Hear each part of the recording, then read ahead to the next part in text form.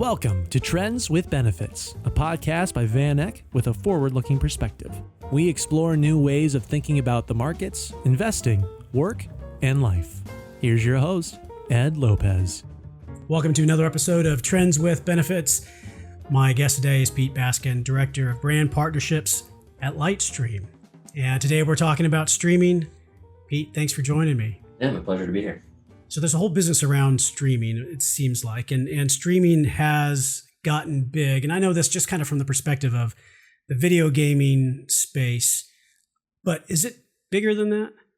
Yeah, I mean, that's a huge question. But the really upfront answer that everybody outside the gaming industry seems to be comfortable ignoring is the fact that gaming is undeniably the biggest entertainment business on the planet now, and has been for a handful of years. I mean, if you take the global total annual revenue of the movie industry and the music industry and put them together, you still don't even get close to the total revenue that video games generate worldwide each year. And so your company, Lightstream, what are you guys doing? You guys are kind of a platform that allows people to send their streams to other platforms, right? To Twitch and Facebook and other places. Yeah, that's one of the products we do. We're actually a multi-product technology company at this point. Our CEO and one of our co-founders actually likes to refer to us as, hopefully we'll one day be the Adobe of live streaming. But we make Lightstream Studio. That was our first product, conceived as like an easier, quicker way to get folks live streaming from zero to their first stream as fast as possible. It's cloud-based, so you don't need a really big,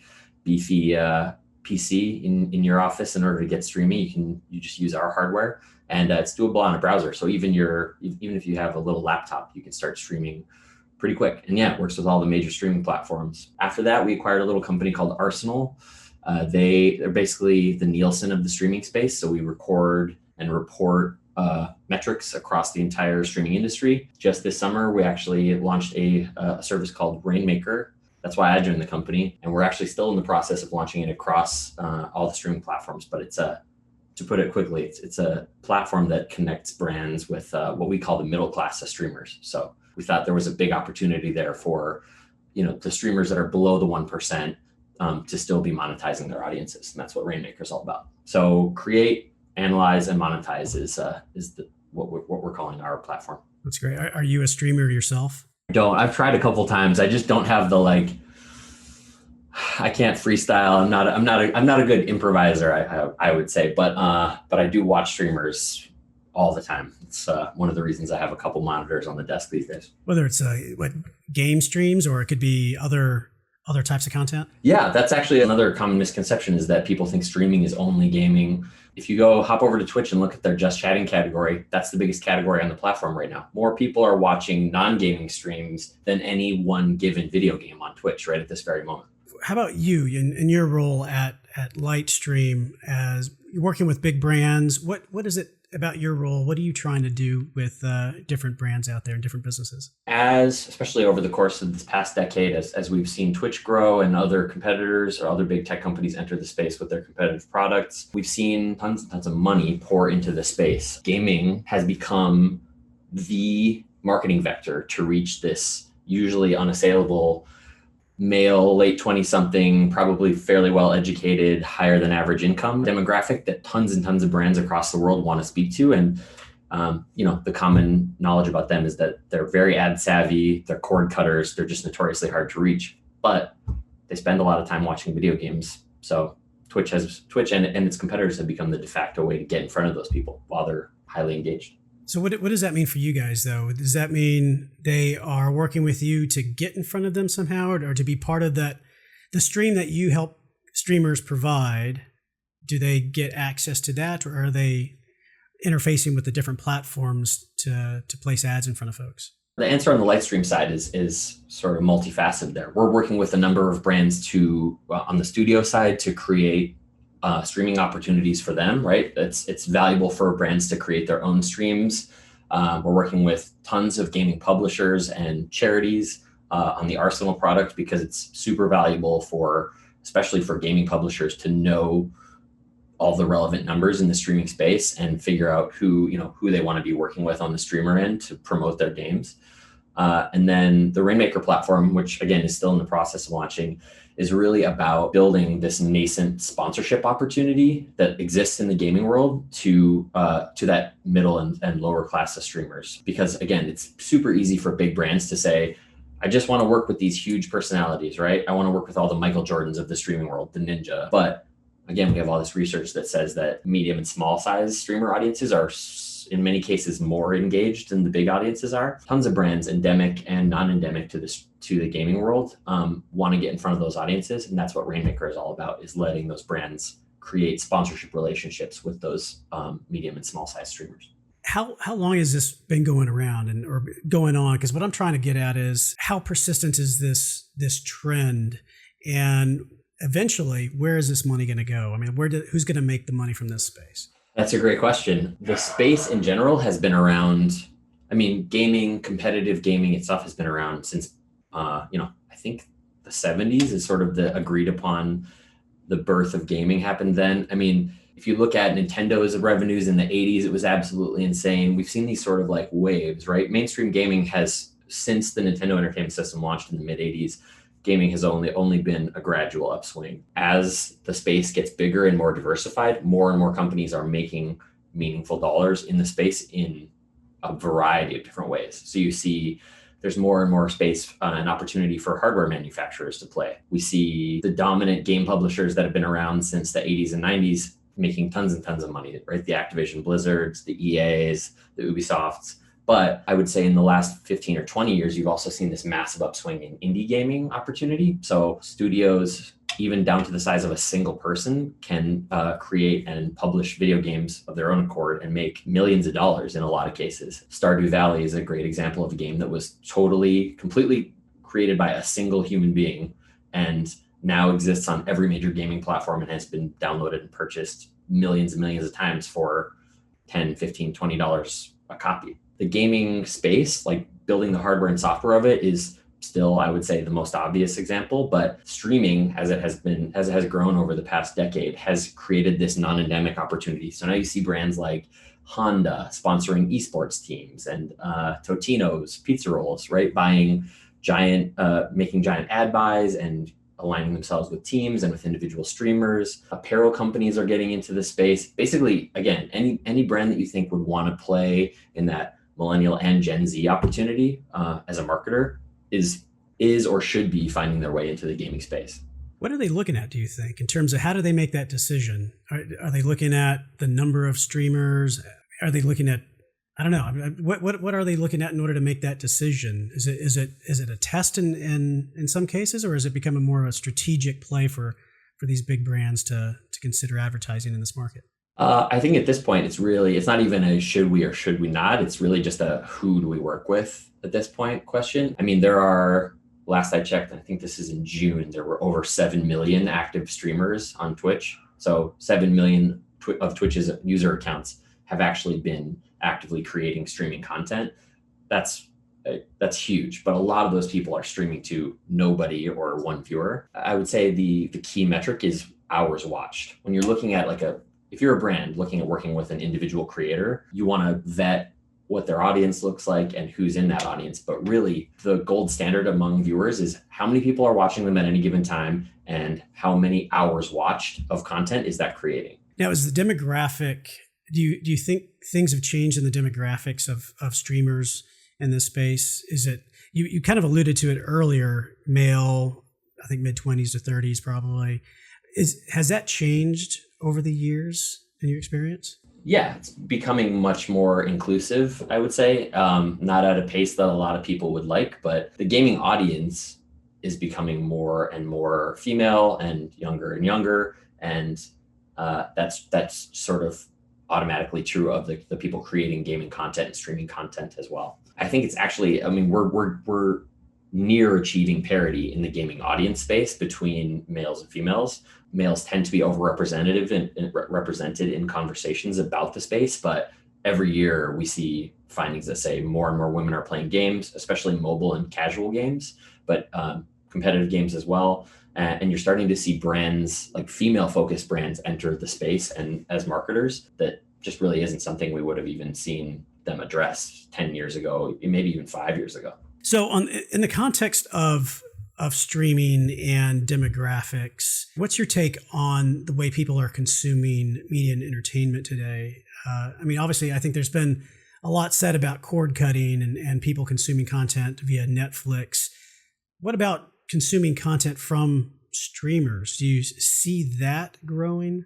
Yeah, massively, especially during this COVID era.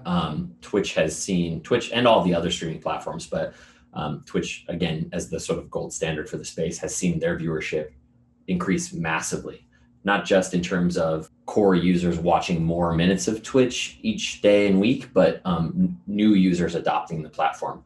And that's driven by just people having more free time to try new things and experience new forms of entertainment, but also all these new cohorts of content creators adopting Twitch as their platform of choice. I mean, you've got thousands or even tens of thousands of big name music creators out there, for example, who can't tour right now. So they're jumping onto Twitch and working with that team the music team over there, which has seen massive growth recently, to basically find a replacement for that live touring revenue. I mean, they're already used to creating content live. They're just used to doing it for people's eyeballs in person. Now they're doing it over the internet. The same thing goes for athletes. You're seeing a massive number of pro athletes fly into the streaming space and play, the video game versions of the sports that they're famous for, but also trying new games or playing the games that they are used to playing sort of in their own living rooms at home or in their hotel rooms on tour. Yeah, that's amazing. I think work from home has really accelerated a lot of that. Do you think that continues after there's a vaccine for COVID and people go back to the office, if they go back to the office? Sure. Yeah. I think you might see a slight dip, but live streaming is definitely, it's a convenience door that you can't close once you open, right? I mean, as time goes on and tech makes it easier and easier, you're seeing more and more people realize that they can kind of curate a constant internet entertainment experience for themselves. We're rapidly reaching the point where every single person will get to sort of curate their own little content ecosystem and watch what they want to watch. And of course that'll overlap, but you'll see billions of little individualized content spheres versus the old days where we all used to watch one of the three networks at any given time. So yeah, I don't think this is a trend that reverses once we try and get the world back to normal.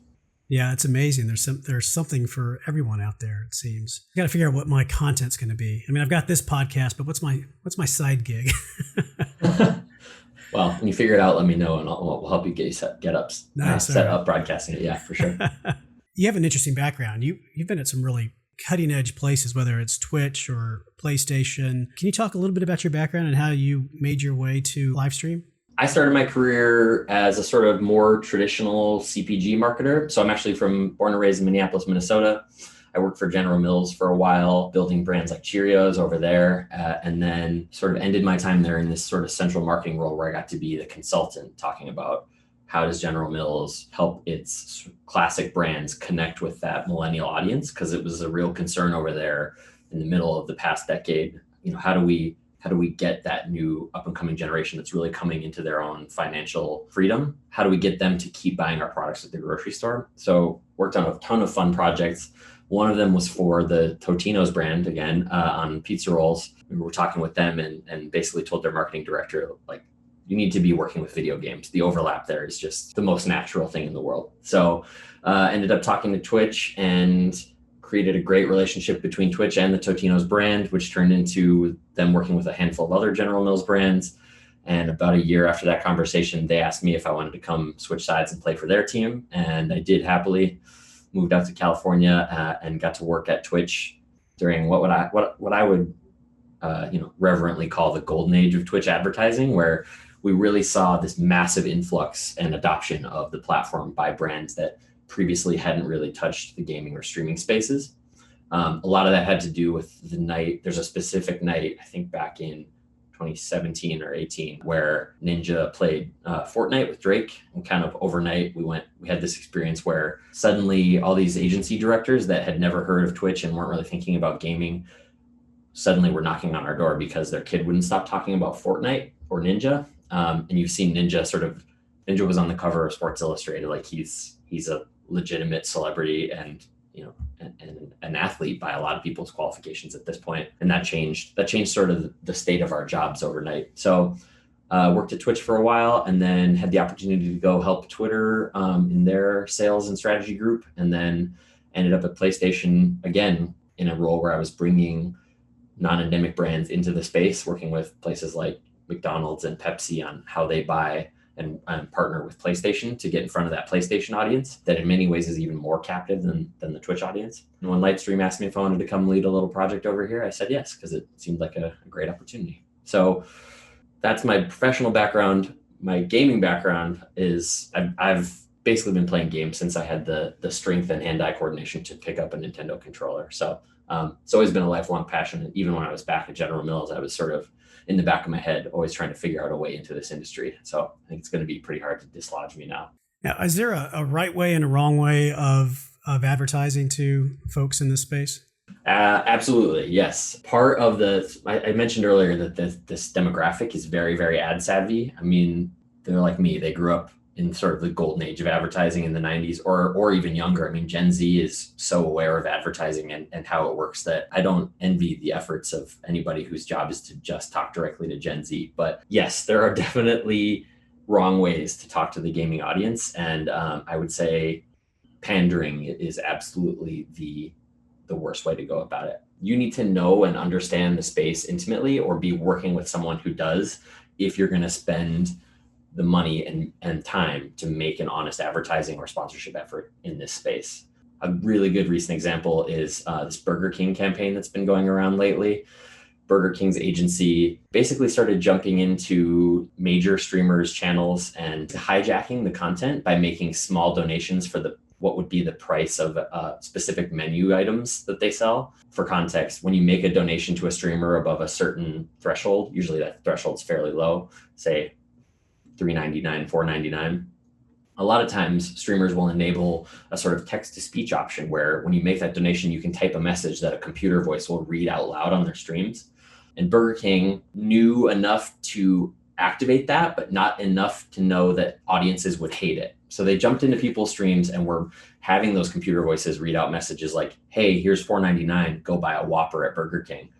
And that backfired on them pretty dramatically. Yeah. If you go look at streamer Twitter over the last few weeks, everybody pretty much universally hates it. It's a way of hijacking content where audiences really want to see a brand support a streamer, either through direct sponsorship or by working with a platform that they're broadcasting on to buy ads that will support the streamers. For reference, every major platform revenue shares their ad CPM with streamers above a certain size.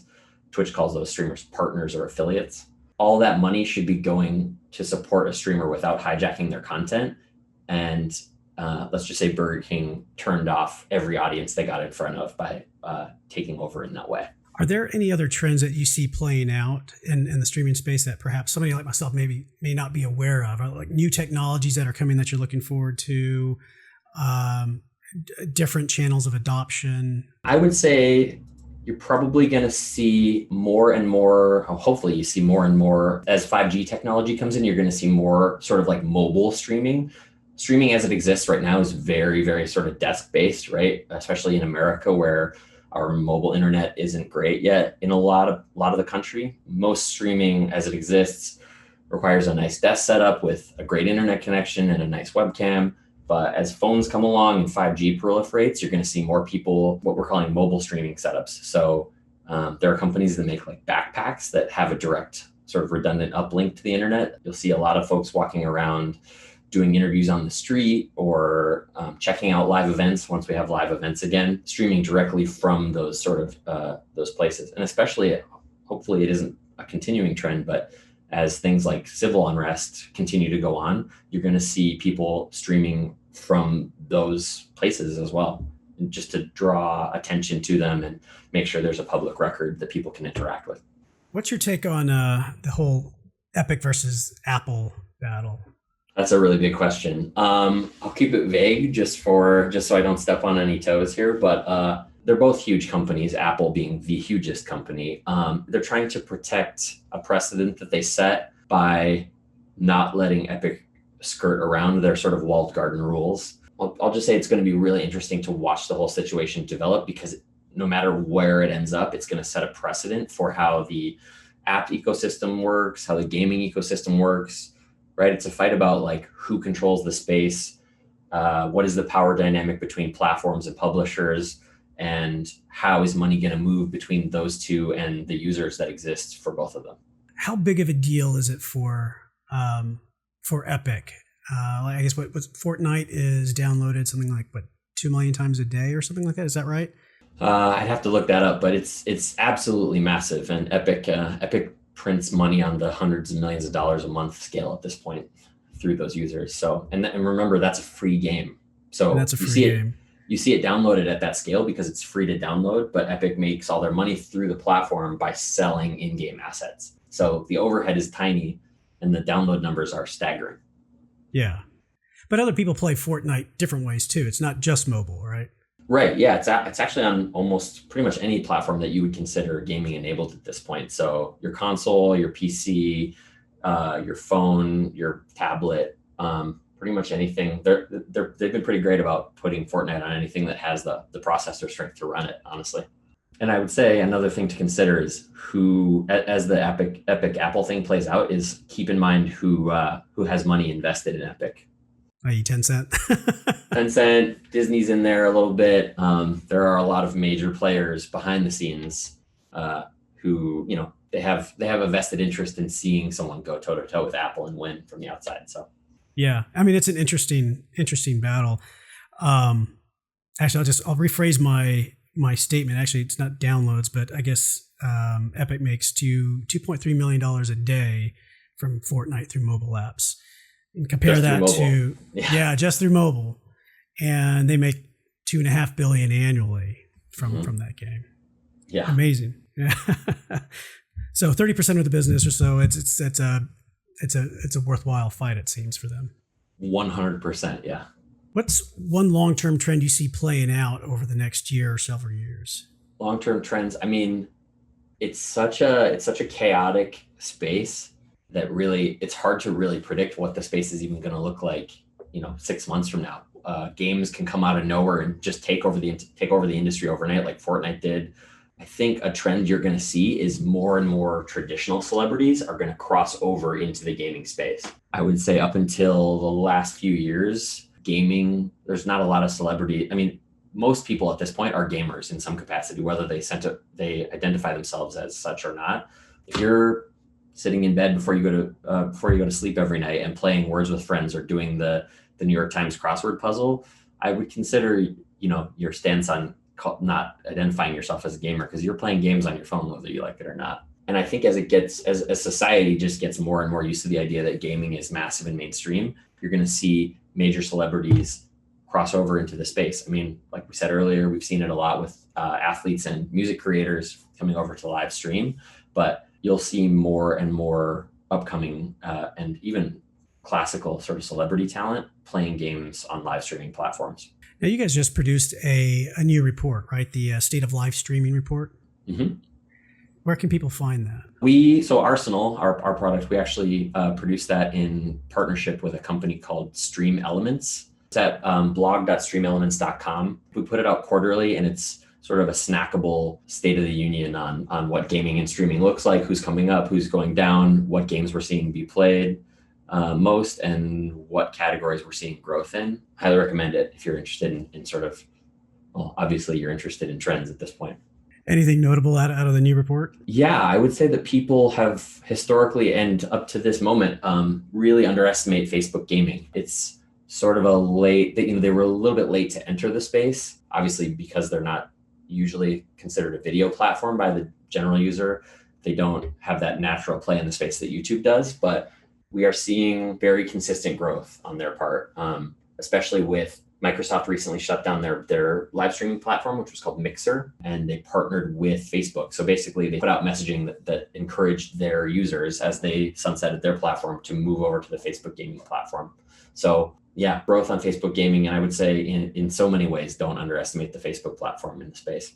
And from an investor standpoint, because this is an investors or investing related podcast, what do you think investors should pay attention to? Should it be the publishers, the platforms, the streaming platforms? Are there other players that you think that an investor might be wise to pay attention to? Yeah. I would say in general, all of the attention tends to go to the platforms and the publishers themselves because they do the most active marketing, right? But as an investor, and this is true of myself as well, I think it's very smart to pay attention to the hardware providers of the world. They're step one for anybody getting into the streaming space. Companies like Intel that make processors, NVIDIA that does graphics cards that are pretty much the industry standard at this point. Not even pretty much, they are. Yeah, companies that are building hardware and services that enable gaming from the ground up. I think that's really the juiciest opportunity you could be looking at if you're really interested in the gaming space. Okay, we do a speed round. It's called Trend or Fad. I'm going to throw out a few different concepts. You let me know, just kind of top of your head, trend or fad, and if you want to explain it, feel free. Okay. Virtual reality gaming, trend or fad? Fad right now, trend in 5 years. $1 million contracts for streaming talent like Ninja, trend or fad? Trend. Blockchain, trend or fad? Trend in everything, not just in games. And you alluded to it earlier, but pro sports athletes streaming on Twitch, trend or fad? Streaming on Twitch and streaming elsewhere as well. I think you're just going to see more and more live content out of those folks when they're not on the court or field. So Pete, what's a good way to find you and follow you? Professionally, you can reach out to us. I'm Pete at rainmaker.gg. I'm also just Pete at bastion.com if you want to get in touch personally. I have a Twitter. It's at Pete Basgen. Have a look at me there. I'm very annoying, I'm sure, to most people. Feel free to reach out. I'm on basically every major platform. Questions, concerns, opinions. Happy to hear them. Pete, thanks so much for your time. I appreciate it. Yeah, great being here. Thank you. And thanks for tuning in to another episode of Trends with Benefits.